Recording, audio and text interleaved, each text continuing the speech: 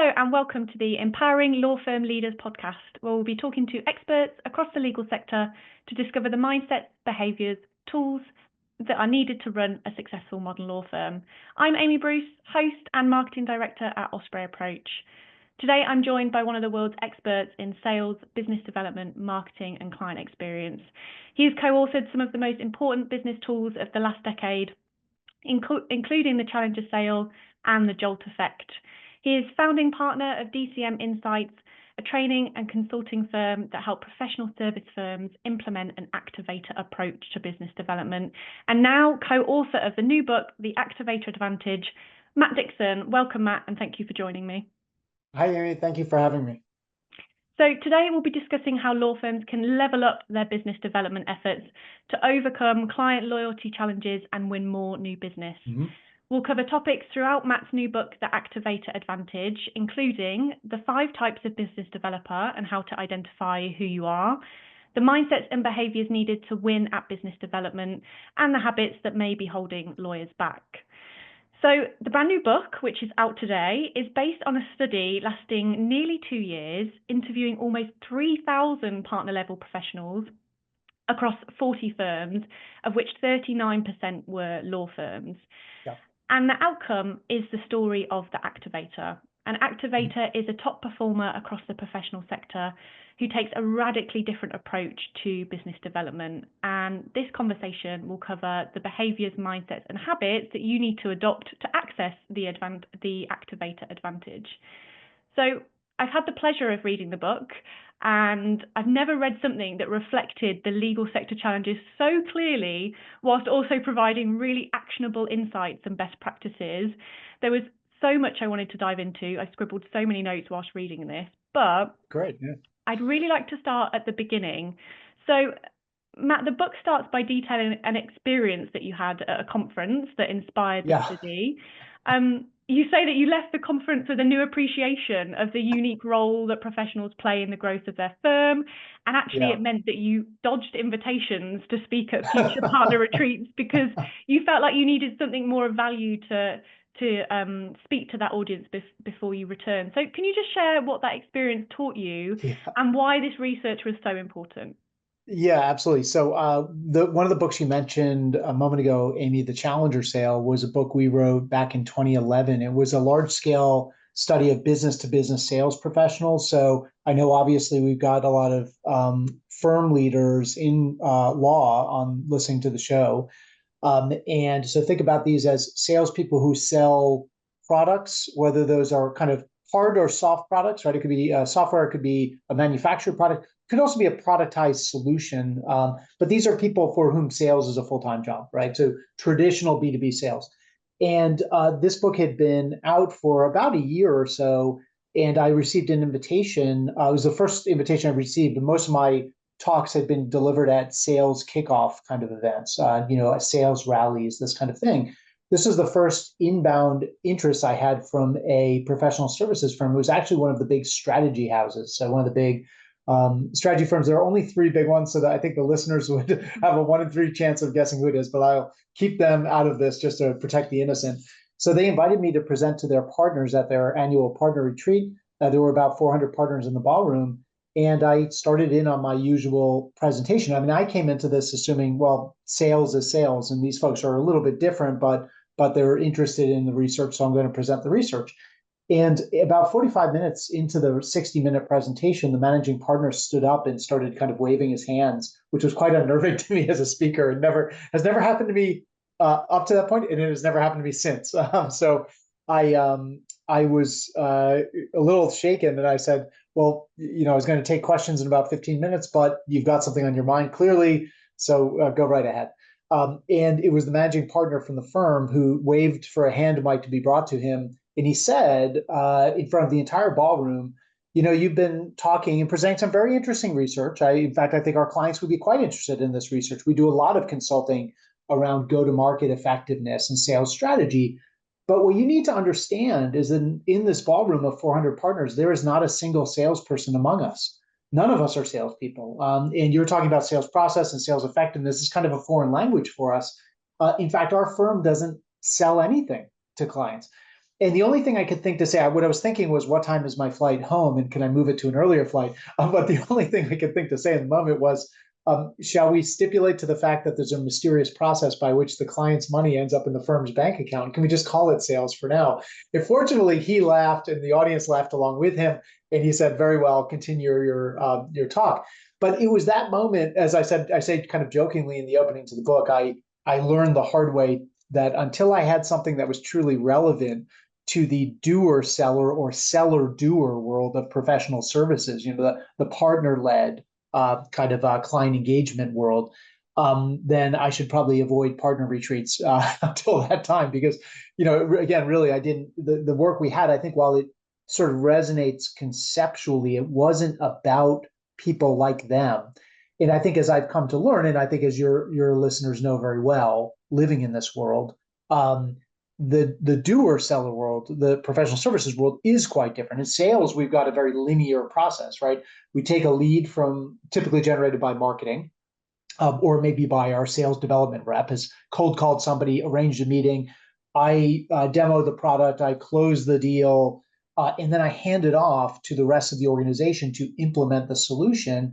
Customer support to deal with the problems, account management to renew the relationship, and I'm off to the next deal as a salesperson. Professional services is quite different. Obviously, we are in many respects as partners responsible for generating our own leads. Yes, we do rely on marketing to help us do that and boost awareness and leverage the firm's brand and our personal brands. But a lot of our our lead generation is coming out of our own professional networks. We have to close that business with the client, and then we have to execute the work, and then we have to set the client. We have to deal with all the problems, the support problems, and we have to set the client up for retention, and ideally for a conversation about follow-on work or expanding the relationship. So I own the breadth of the client life cycle as a partner in a way that I really don't as a salesperson.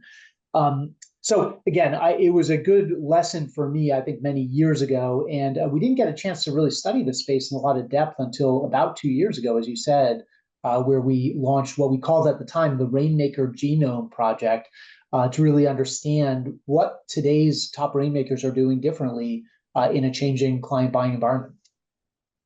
Yeah, I mean, I share your same experience in I've worked in marketing for a long time, but not in the legal sector. When I joined a few years ago, I was also surprised at how the firms run and what that means Yeah. to firms, and how they have to navigate lead generation, networking, sales, as well as, like you said, doing the work on top of everything with Yeah. compliance and all of the regulations that circle Yeah. that.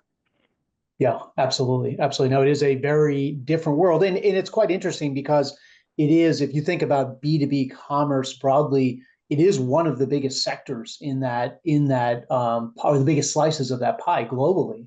And in one that, again, the research we had done historically didn't really nail, if you will. And so I'm very excited to have this new research out that we can bring out to partner retreats and be proud of it, because it's a story about people like them, which is very exciting.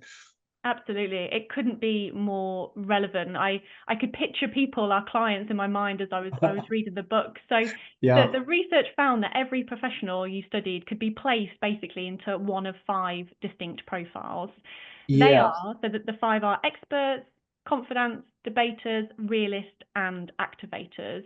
Yep. The most common profile for law firms were identified as the confidants, and I think as you describe them in a moment, that won't be surprising for anybody listening. Yeah. So can you briefly just share what those five profiles mean, and I guess Yeah. what that means for lawyers in particular?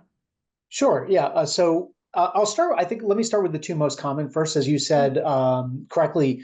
Lawyers, I think it was. I don't remember the exact number. You might have it off the on the tip of your tongue, but I think it was in the 30s, maybe 32% of all lawyers fell into that confidant Yeah. profile. So maybe I'll start with the confidant. So the confidant is I would call them kind of an old school trusted advisor.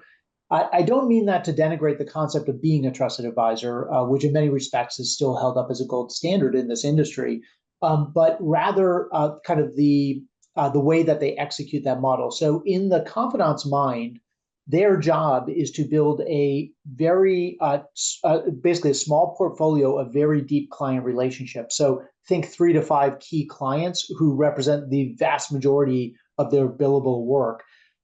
What they do is they deliver excellent work product to those clients. So execute at a very high level on client matters.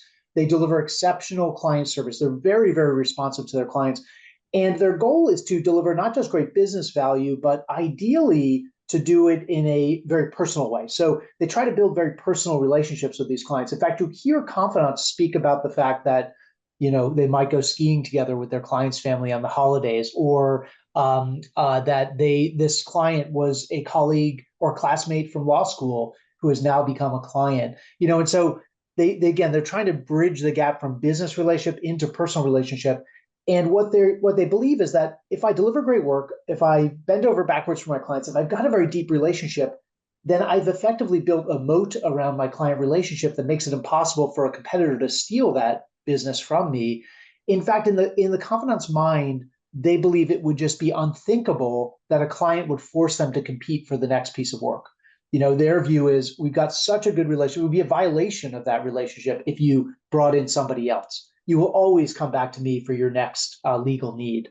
Now the dark side of the confidant is that because they've invested so deeply in these relationships, they tend to have very sharp elbows internally. So they don't collaborate with their colleagues. And it's not because they're ignoring the guidance of firm leaders, who of course telling them to go out and collaborate. It's because they live in fear of what might happen if a colleague comes in and delivers bad work, or if somehow offends their client, and now they're set back in that relationship. And they don't have very many of these relationships, so they can't afford for that to happen. So that's the most dominant one. The second most frequent we find in law is actually the expert profile. And interestingly, Amy, I find that depending on the law firm, some law firms will skew more towards confidant. Some of them actually skew more towards expert. And so think of real specialist firms. Like we work with a few IP focused law firms, and there I would say they actually skew more towards the expert profile. The expert is as the name suggests, a deep expert in their specific terrain area. They are reluctant business developers. They don't like, quote unquote, selling. Sales is a dirty word for them. They didn't, as one of them told me in an interview, I didn't go to law school to be a salesperson. But they know that as partners in their firm, they are responsible for generating the work, not just delivering the work to the client. But the way that they do it is in the words of one CEO, not outside of law, this was an executive search, who determined right away all of his partners were experts. He said, experts like to, quote unquote, aggressively wait for the phone to ring, which is kind of the approach of the expert, right? They send this message of expertise to the market. They do that through chambers rankings and thought leadership and serving on industry panels and working, of course, with their marketing colleagues to really kind of trumpet to the market that they are one of the leading lights in this area. And their hope is that by the time the client recognizes they have a need that aligns with their expertise, the client will find them and then they will reach out for a conversation. Now, for experts, what it means in practice, though, is that they get pulled into a lot of reactive kind of RFP-driven business or tender-driven business, because by the time the clients recognize the need in today's market, increasingly they're talking to other firms as well who also profess to be experts in the same exact area, and it can be a race to the bottom on price. I'll hit the other two, the debater and the realist, and then we'll finish off maybe with the activator, since that's the winner. I hope the listeners are surprised when we get to that point. So debaters are, I would call them sharp-elbowed, opinionated know-it-alls in the interest of time. What that means is that they like to come in and they like to tell their client that they've got it all wrong. You are thinking about this risk or this opportunity in completely the wrong way. They like to blow up the client's own conception of what they think they need. And I interviewed one of these folks from an investment bank. You find a lot of investment bankers fall into this debater profile, actually. And this banker said to me that, when she goes in, she really likes to reframe the client's understanding of the market and what they're trying to accomplish. And I said, well, how does that work out for you? And she said, well, I usually get the boot about 90% of the time, but the 10% of the time when I win the deal, it's because the client tells me I help them think outside the box. Now, that can be a very good thing, of course, and sometimes we need to do that with our clients, but clients say that, sometimes I just need you to do the work I know needs to get done. And if you're always telling me I'm doing it wrong, I just don't have patience or tolerance for that. It's exhausting. What was so interesting to me about the debater profile is that other book, The Challenger Sale, this was actually the winning profile in B2B sales. But that taught me something really important, which is if you're selling a product, you can be a debater. If you are the product, however, it's a little bit of a tough posture to adopt with your client. And then the realist is kind of I call them the glass half empty partner, meaning not because they're sort of downer folks, Debbie Downers, but rather that they really focus on being very truthful and transparent with clients about how much things are really going to cost, how long things will really take, maybe how low their expectations should actually be of the outcome of this work.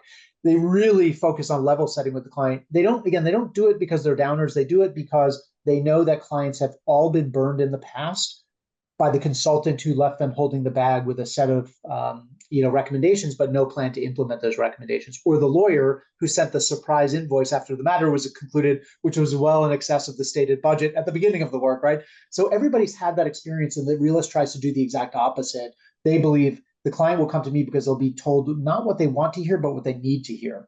And there'll be no surprises. Now, clients, though, will say, sometimes I need you to focus on what we could accomplish together, not just what can't be done.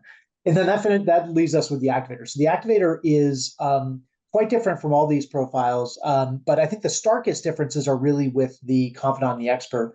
The activator is a super connector. So they really build and manage their professional network, and they are their own source of lead generation. Yes, they do rely on their marketing colleagues to help and to burnish their brand and share their credentials, but they believe that most of their business is going to come from how they harvest business from their professional network. For them, their network is arguably their most important business asset, even more important than their own credentials. And so these folks are power users of tools like LinkedIn, for instance. They are also the kinds of people who go to firm-sponsored events or industry events with a plan. So they don't stand in the corner with their colleagues waiting for a client to approach them and ask for a business card or strike up a conversation. But rather they go and they work the room in a kind of a classic sense. So they know who's coming to the event. They've set up the breakfasts and the lunches and the dinners. It's all game planned in advance. And then, people have asked us, well, why didn't you call this person the connector? Because that's kind of what they're doing, right?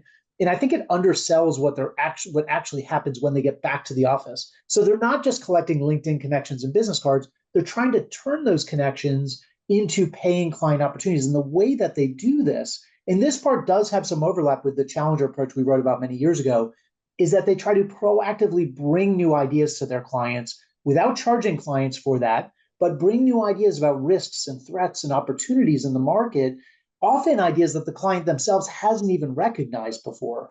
And they do it in a sense to pay it forward with the client, especially for a client they've not worked with before. I want to give you a sense of how I work and how I deliver value to my clients, what it's like to engage with me. And I'm not going to charge you for the time, but what I'm really trying to do is earn some goodwill and ideally shape your understanding of this opportunity in a way that benefits me and my firm, right? To kind of create a category of one. Now, the other thing about the activator so this part, because they're proactive and they don't wait for the phone to ring, makes them very different from the expert. What makes them really different from the confidant is the fact that they don't box their colleagues out. Instead, they do the exact opposite. They look to bring colleagues into the client relationship. And when you ask them why, there are many reasons, but the one you hear most often is a strategic reason, which is in today's client buying environment where clients are they're less loyal to their incumbent providers than they once were. Our data shows that very clearly, and firms and partners are experiencing this every day. Activators know the stickier relationship is the one where you shift the locus of loyalty from loyalty to me as a partner to loyalty to the we of our firm. So if I can get the client working with multiple colleagues across my firm around multiple matters, multiple areas, multiple jurisdictions, that is a very sticky relationship that the client thinks twice before they kind of pull up the 10 stakes and just go to a competitor. If they're only buying for me and it's very narrow, that's kind of easy come, easy go, an easy come, easy go relationship. And the client can very easily move to a competitor. So again, this is what makes them different from the confidant and the expert in particular. But as you said before, and as the title of the book suggests, these folks win. We can talk more about the results, but maybe I'll take a breath and let you ask a question.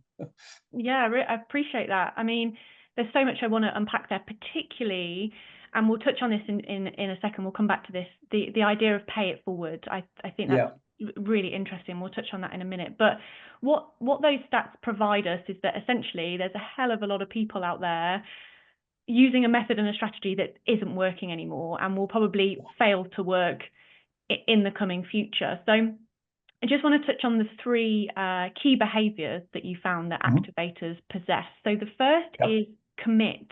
What does it mean to commit like an activator? Why do they do it differently?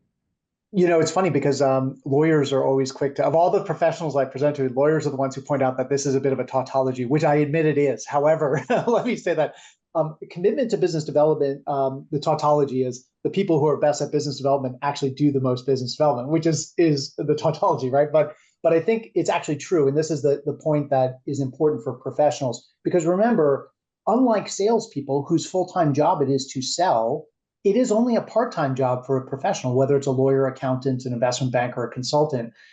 We also are responsible for delivering client work and doing all the other things in the client lifecycle. And so what ends up happening for most partners in professional services, especially those who have a reluctance to sell and to ask for the business and to engage commercially with clients, is they allow that part of their job to get crowded out by everything else.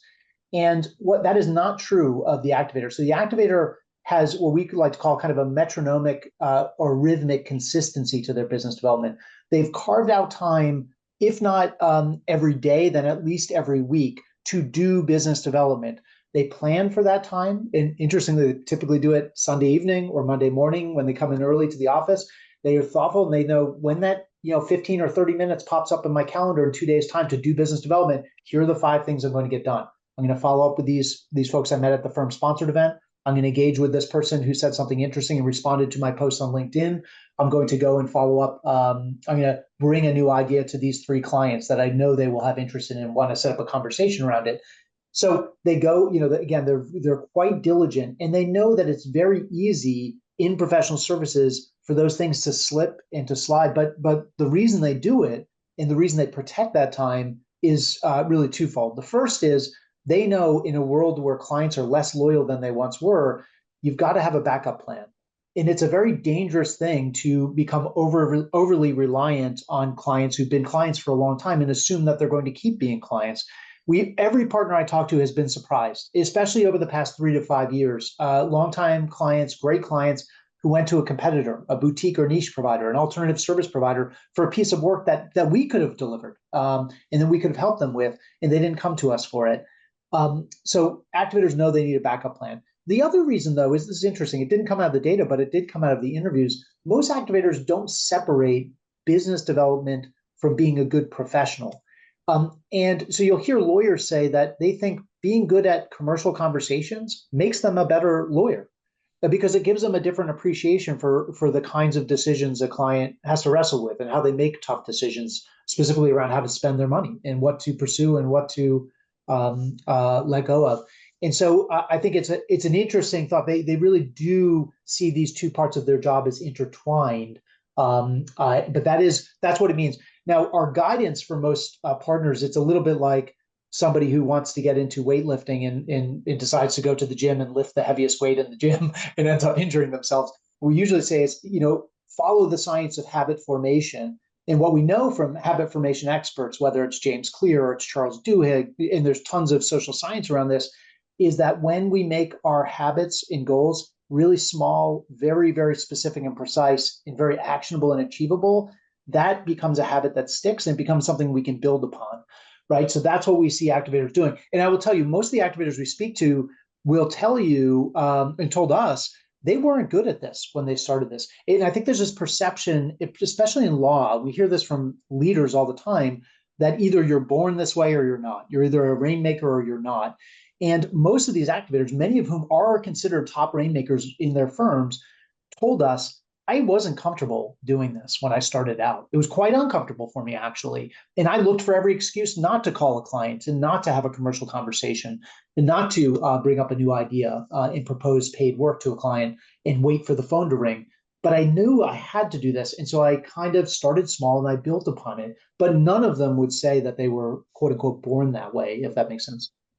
Yeah, absolutely. That's the key thing we hear all the time. We've had previous business development focused podcasts, and actually it's the fear that's embedded in you that something perhaps is going to go wrong. But it's really comforting to know the case studies and interviews within your book of people that have been there and done it and that weren't great at the start. And I love Exactly. your mention to habits. James Clear, I love that book. He wrote Atomic Habits. Yeah. We actually based our Build Better Habits webinar series around him, which is something else that Yeah. we do.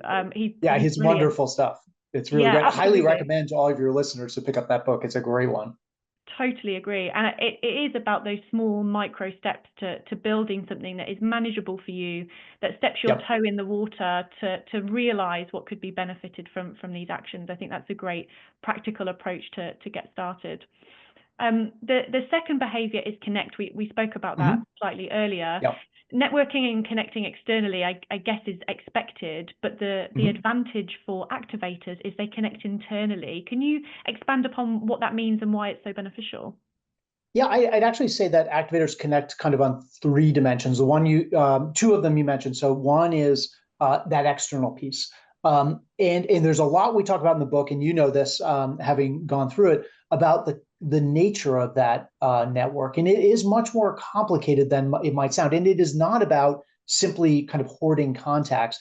It is about being very thoughtful and prioritizing your time spent within that network, and also recognizing that there are many others, typically, who can serve as referral sources or other sources of potential value to your clients who are actually not people you can sell paid work to, but nevertheless might be a great person for you to include in your network and spend time with.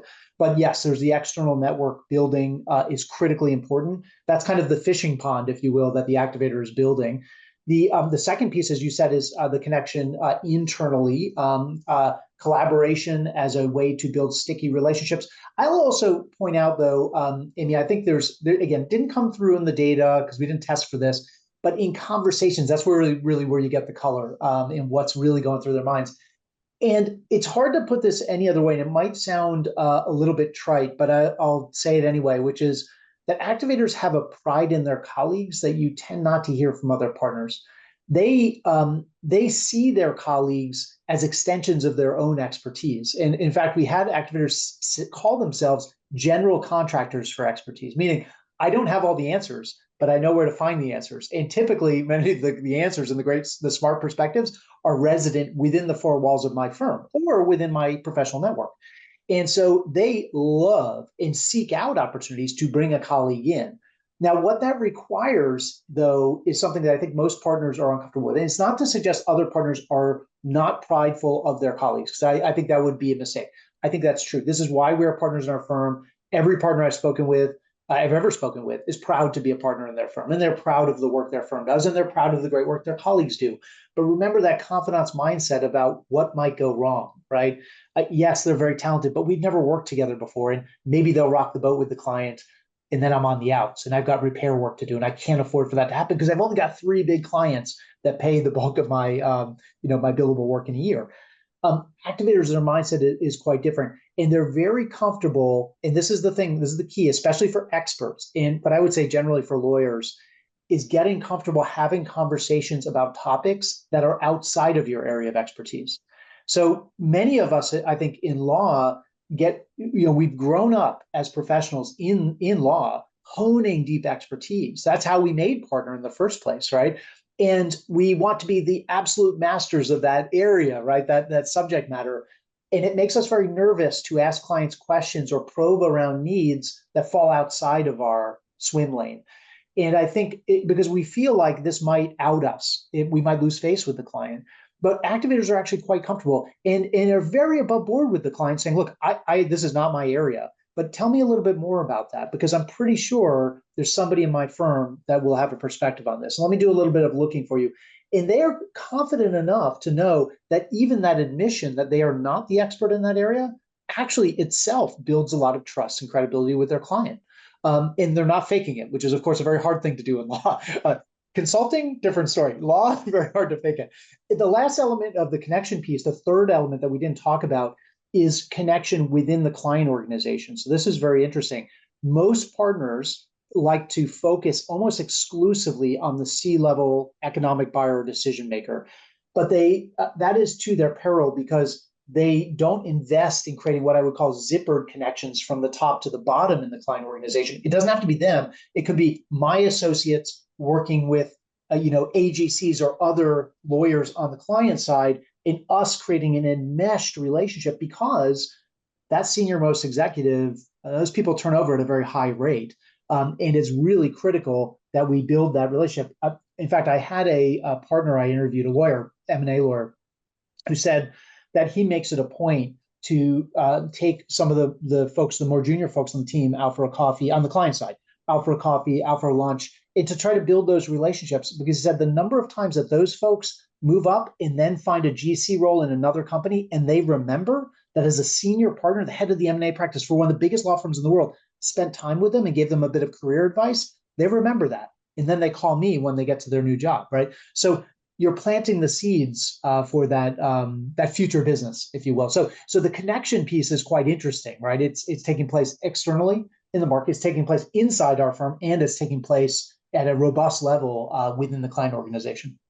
Yeah, and that ties it back to the pay it forward effort as well, that example that you gave. Yeah.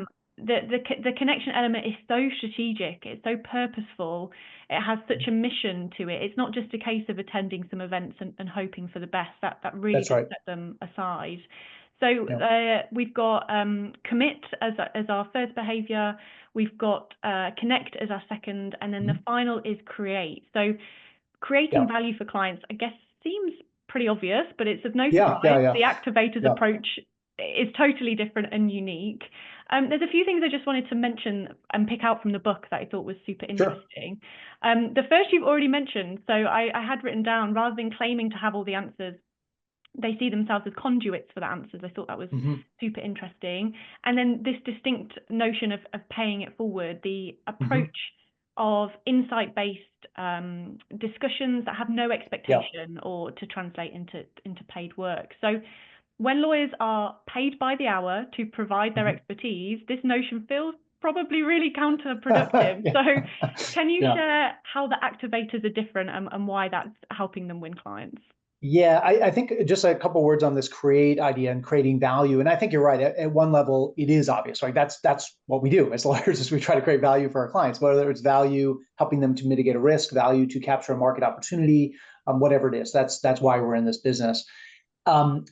There are a couple of unique dimensions, though. I think the first one is that activators create value proactively, right? So it's not simply reactively after the client recognizes need. The activator is always asking themselves, what is the thing that I know that my clients need to know?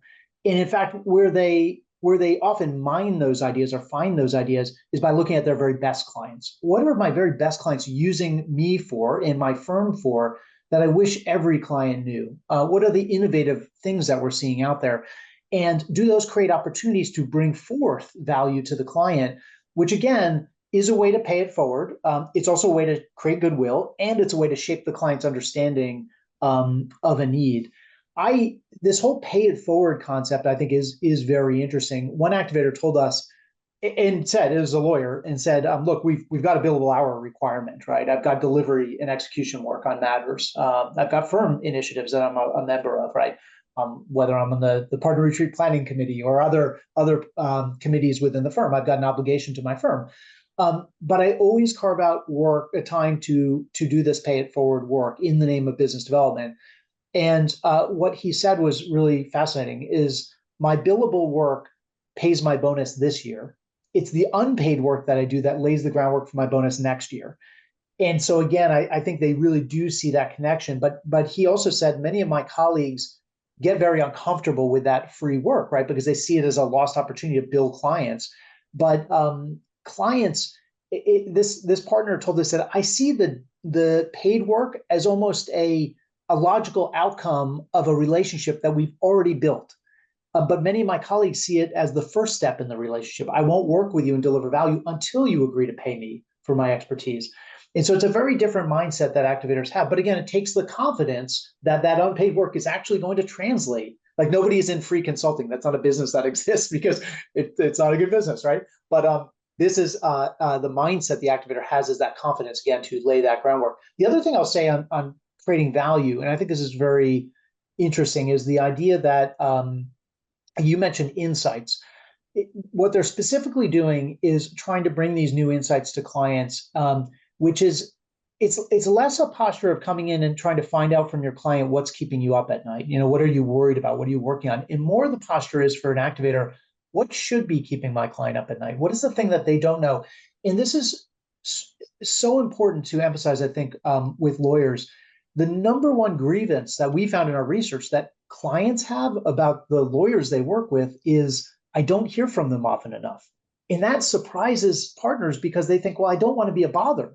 And so I don't want to be pushy or aggressive. But clients are saying, look, I'm so heads down on my world in executing on my strategy, right? In our business, I don't have time to look out into the market. You do. You're a window into the market. You're going to talk to more people in a week who are just like me and companies just like ours that I'm going to talk to all year. So bring those new ideas to me. I'll always make time to learn and to know what I don't know. The last point I'll make about this idea of creating value, Amy, is the nature of the value that activators create is different. If I were to summarize, and we talk about this in the book, really three sources of value that we can deliver as professionals. One is business value, making money, saving money, mitigating risk.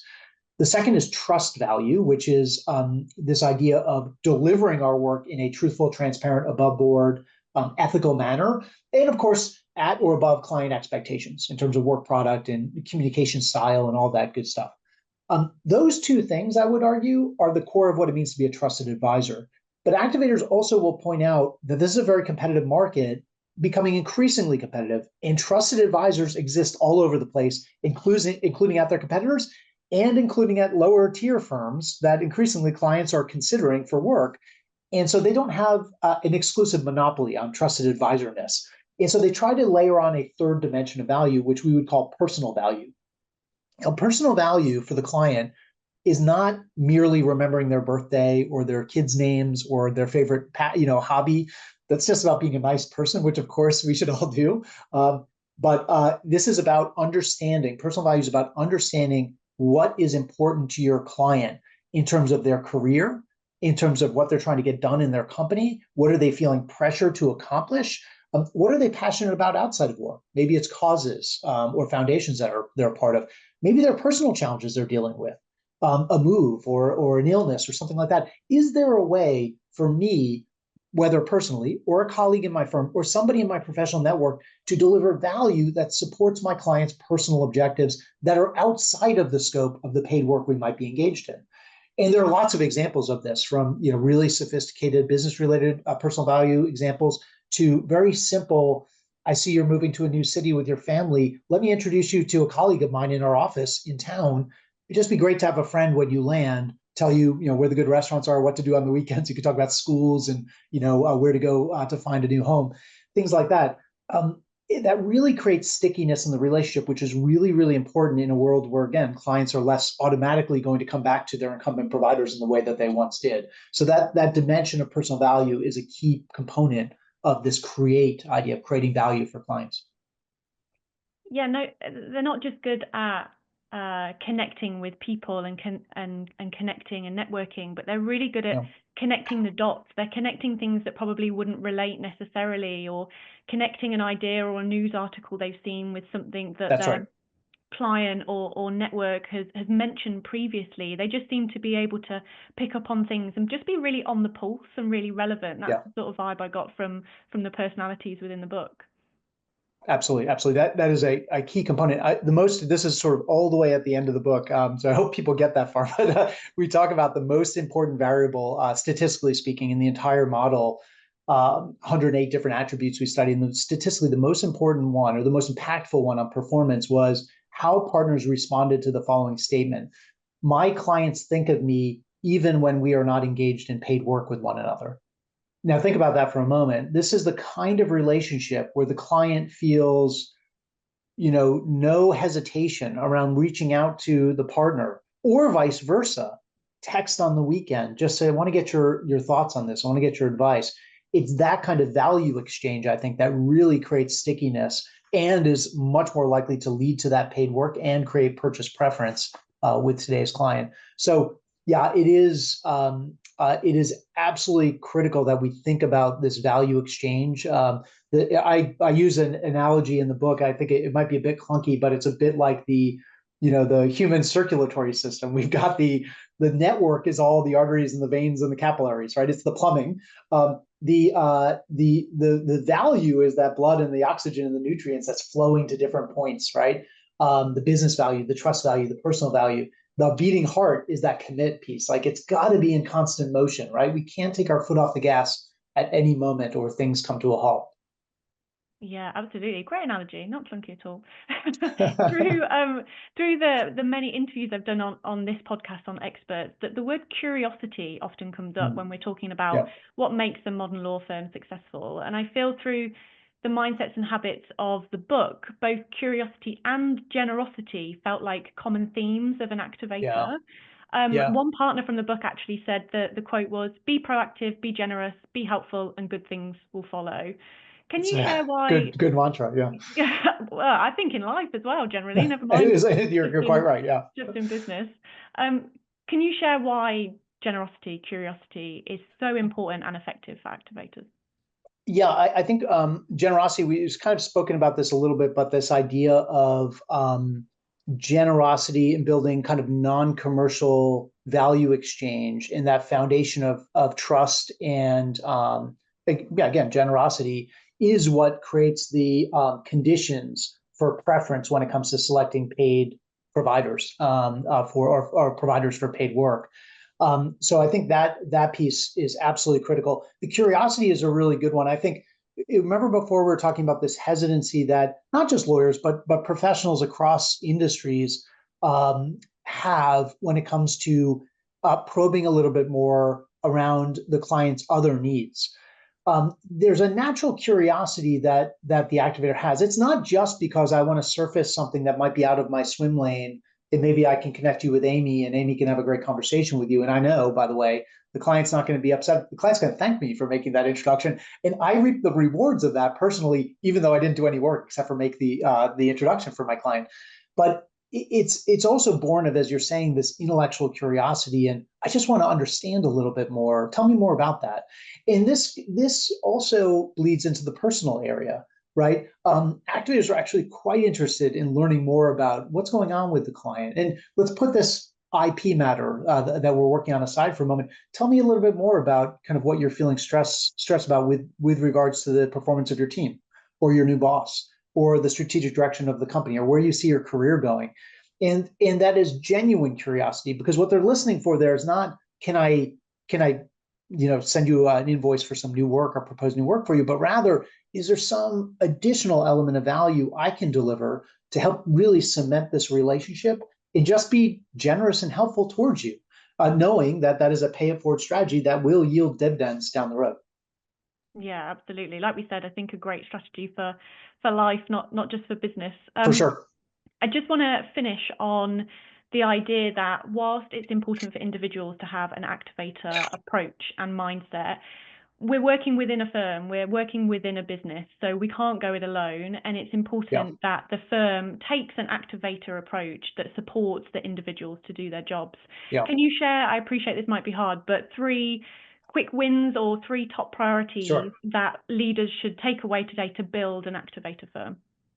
Yeah, I don't know if any of them are really quick. I don't know how many things, whether things are happen very quickly in firms, especially big firms.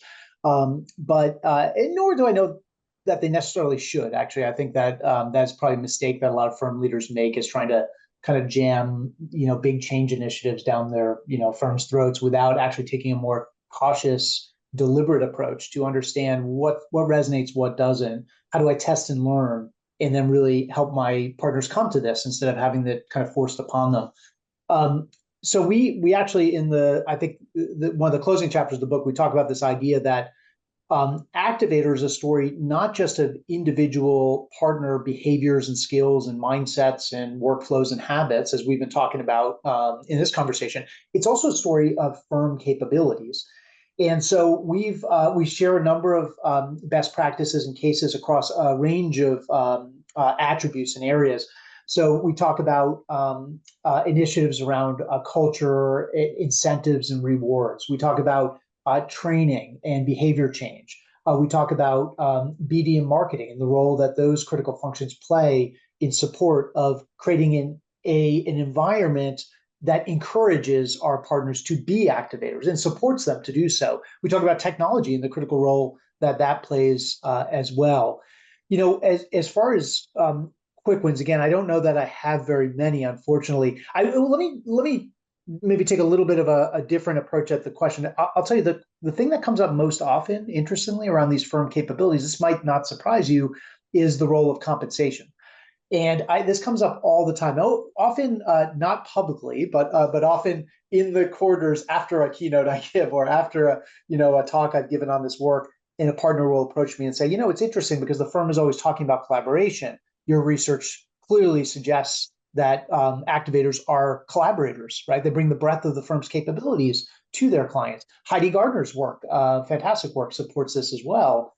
But our firm still pays us in a kind of eat what you kill way. It's a very much focused on individual origination, and billable work, and so on and so forth. So we're not paid to collaborate. And so I'll say a couple of things. One is, in the book, we share a couple of examples of firms. One is Russell Reynolds Associates, one of the big global search firms, executive search firms. The other is Guidehouse, which is one of the big management consulting firms. And they've done some very innovative work to align their compensation, their partner compensation, to create more of a collaborative environment. And so I definitely encourage listeners, when you get the book, check that out. If this is an area of interest, I know it's an area of active debate for most firm leaders, but I think it's also really important to say, and as I tell those partners who corner me in the corridor after the keynote and press me on this, why won't we pay people to collaborate? That's what we need. If we want collaboration, we got to do it. Is to say that I think at some level, if partners aren't collaborating, you can't pay people to do something that they otherwise wouldn't want to do, and there's typically something else going on, and that thing might be cultural. It might be the kinds of behaviors that we recognize and we talk about, and the wisdom passed from firm leader to practice group leader or office head down to senior partner, down to associate, and how we think of success. And so what I would say is, it's important for compensation to be aligned with the messages we send. You don't want it to be at odds with the messages we send. So if we're standing up there on stage and saying, go forth and collaborate, bring the breadth of the firms, have no compunction about bringing your colleague, you've got to bring them into the client and bring the breadth of the firm's capabilities to bear, but we're paying people only on individual performance. Be careful that you don't get backlash because of the say-do gap, right? You're saying one thing, but we're actually doing something else. And that's usually the source of these questions that I get in the corridors after my keynotes. But I would also say that it's the tail wag doesn't necessarily wag the dog. So if you just simply change compensation, it's not necessarily going to lead to levels of collaboration that you haven't seen before. So what I think is important, again, is that firms align these things, but they take a deeper look at why our partners are not collaborating when we put compensation aside. And then the other thing is that a lot of the social science work, especially when we think about knowledge workers, is very clear that compensation is not what gets people out of bed in the morning. It's not what motivates behavior. It's the ability to have, as Dan Pink has said famously in his book Drive, autonomy over how we operate, mastery of our domain area and our subject matter, and a sense of shared purpose with your colleagues. That's the stuff that motivates higher levels of performance. And if we don't solve for those things, no amount of compensation is going to overcome that. And so again, it kind of falls in that vein of, unfortunately, no quick fixes. But I do think that there is occasion to rethink these things that have been around in firms for a very long time, like the compensation structure. But at the same time, take a harder look in the mirror about who we are, what we do, how we operate, what our firm culture is. One thing I'll tell your listeners, we built a tool. This is actually not in the book.